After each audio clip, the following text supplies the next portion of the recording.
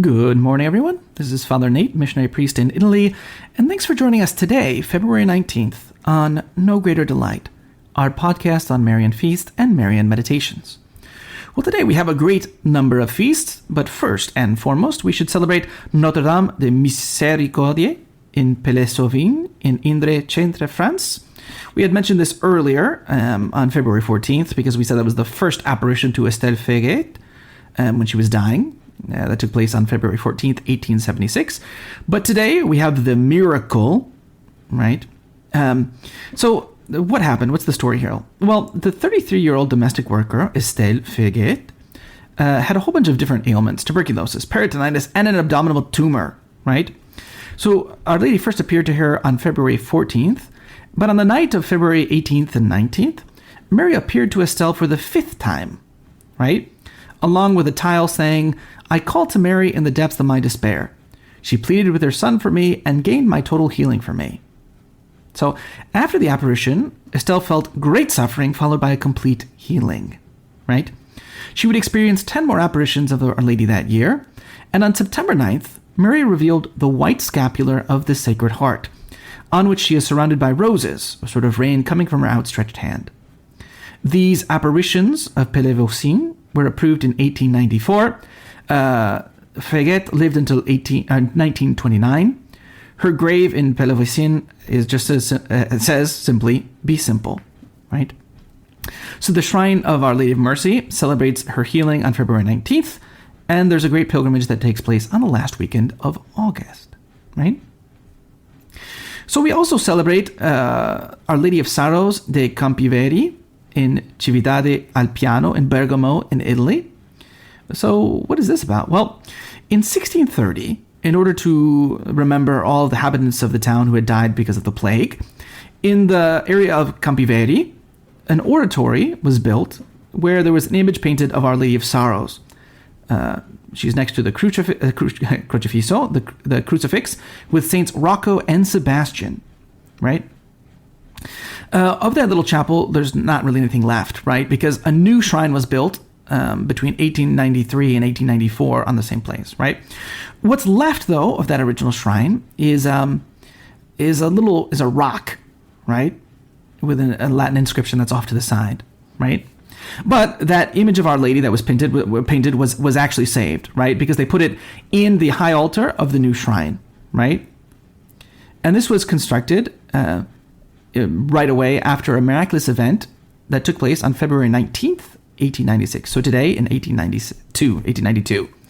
So a young girl of 7, Francesca Pagani, went to the church, it's at the old building, right? It wasn't the new church yet, to pray for her father and her sister who were sick. And she sees in the area 2 men who are dressed in black, right? Who were reading a book in front of the crucifix, right? So the girl calls their attention and they look at her lovingly, right? So then she prays, right? And then she goes back home and tells everything to her mom, but her mom doesn't think anything about it. So the following day at 3 p.m, the little girl returns to pray again. And she notes that the image of Our Lady of Sorrows is covered with sweat, right? So she points this out to 2 men who are passing by, who look at it and they say, "Kid, that's a bad sign," right? So the girl stayed there, though. And then she saw another woman pass by, Maria Bertorelli Cattaneo, and she called her to look at it and say, "Look, this is what's going on," right?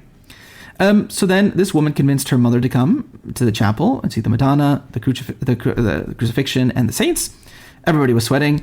And this actually happened in the following days too, right? Always from 3 until 5, right? So yes, even the parish pastor, the mayor, and one of the local engineers came and looked at it. And they couldn't find any natural explanation for the sweat, which was as shiny as the dew, right? And there's many, many different healings that have taken place there. So the shrine celebrates today, February 19th, as the Feast of the Miracle, right? And it's that miracle that gave rise to the new shrine that was built afterwards. Okay. February 19th is also the day when the city of Florence made a vow to the Annunciation, right? So in the 13th century, Florence was a flourishing city, not only because of economic conditions, but also because there was a strong faith. And in particular, they had a singular devotion to the Blessed Mother. So on February 19th, 1394, the authorities of Florence made a vow that they would all go together for Mass every year on March 25th and give an offer to Our Lady in the name of the whole city as a sign of gratitude for all the many graces she had given to the inhabitants of the city of Florence. Whether they still keep that vow each year, I don't know. I know the little town I work in has a vow too, officially to give a nice golden chalice to the cathedral every year on the feast of Saint Lirano. We have not seen a new chalice in many, many years, but be that as it may. Last but not least, the Abbot Orsini reminds us that today they celebrate Our Lady of Good Tidings, Lempedes, France, or near Rouen, right? All he says is that a great number of people are seen there, particularly on Saturdays, right? Again, why they celebrate today, I don't know. Abbot Orsini doesn't explain. But we can talk about the story a little bit, right? It was on December 23rd, 1563, when the Bishop of Luçon, Jean-Baptiste Tierchelet, consecrated the church under the patronage of the Blessed Mother, known as Notre-Dame des Bonnes Nouvelles, Our Lady of Good Tidings, right? Which is interesting because it was a difficult time then in 1563, right? There's the Reformation going on, religious wars, all these different things. But the pilgrimages to Notre-Dame des Bonnes Nouvelles continued undisturbed, right? Many people actually go there in procession, especially children, who come each year to ask Mary for perseverance after their first communion. So that is what we celebrate in the Marian world today, February 19th. For today's Marian meditation, taken from the book by Father Ildefonso Villar, we read the conclusion of Meditation 38, The Expectation of Christ's Birth.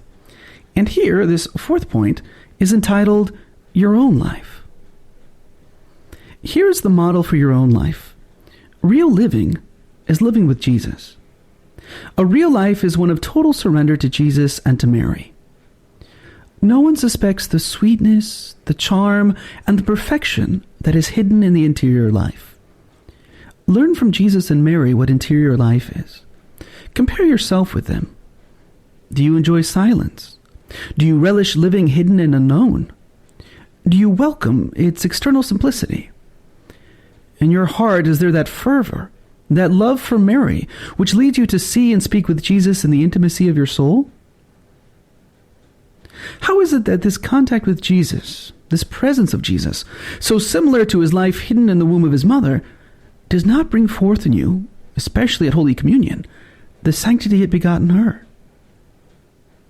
To this end, you must watch over your senses, mortify them, concentrate on your interior, compel your powers to see Jesus within you, grow accustomed to deal with him in the intimate recesses of your soul. Lastly, consider that you have here a most perfect model of Marian slavery. Jesus is the first voluntary slave of Mary. His life depends on her. So must your life be one of entire surrender and dedication to Mary.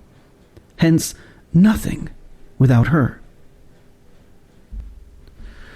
For today's reading from The Admirable Heart of Mary by St. John Eudes, we continue with chapter 2. If you recall, this whole section is talking about the divine perfections being mirrored in Mary's admirable heart. And so this chapter concerns the meekness, patience, and clemency of God mirrored in the admirable heart of Mary. So after having just discussed all that Mary suffered in the Passion of Jesus Christ, she said, St. John Eudes continues, Nor is that all. The glorious Virgin, now reigning in heaven, can see much more clearly the numberless multitude and frightful enormity of the sins committed against God. She sees this earth of ours, which should be a paradise, since the God of heaven honored it with his presence and made it his dwelling place, yet it is filled with sinners and enemies of God, who blaspheme and dishonor him without ceasing, even more than the devils and the damned in hell. For the devils, being deprived of liberty, cannot add to their sins, whereas living sinners heap crime on crime, impiety on impiety, murder upon murder, abomination upon abomination. Blood hath touched blood. That's from the prophet Hosea, chapter 4, verse 2. Our Lady knows that her Son, the Son of God, came into the world to save all men, that salvation cost him infinite labor, tears, and blood to deliver mankind from the bondage of the devil and hell, and to reconcile them to the Father. Yet she sees men turning their back on God, denying and forsaking him, in order to side with Satan and cast themselves headlong into hell. She sees innumerable atheists and blasphemers making every effort to exterminate the Holy Church founded by her Jesus Christ through the shedding of the last drop of his blood, and to render his sacred name despicable, abominable, and odious to the entire world. They have set me an abomination to themselves. That's from the prophet Psalm 87, verse 9. Our Heavenly Mother perceives all these crimes and all their wickedness most clearly, and her inconceivably great love for God and for her Son is wounded beyond anything we can imagine, even though she is glorious and incapable of suffering. She is the Queen of heaven and earth, and God has given her sovereign power over all created things. Therefore she would not lack the power, if it were her will, to avenge most justly the many atrocious insults offered by men to their God and Savior. But far from doing this, she permits herself to be induced by her very patient and gentle heart to use the power of her merits and intercession in order to halt the just fury of the divine vengeance, and to arrest the torrents of God's wrath ready to burst on the hapless heads of sinners. She obtains from his divine majesty that he punish them not as enemies, but as children, not like a severe judge, but as a merciful father, not to exterminate them, but to correct and convert them. Hello, and we hope that you enjoyed listening to our Marian podcast. In the spirit of Saint Bernard of Clairvaux, we say to you that there is no greater delight than to spread the devotion of Our Lady. We hope you share these sentiments and encourage you greatly to share with a loved one. Know that you are always in our prayers, and we ask that you keep us in yours. God bless.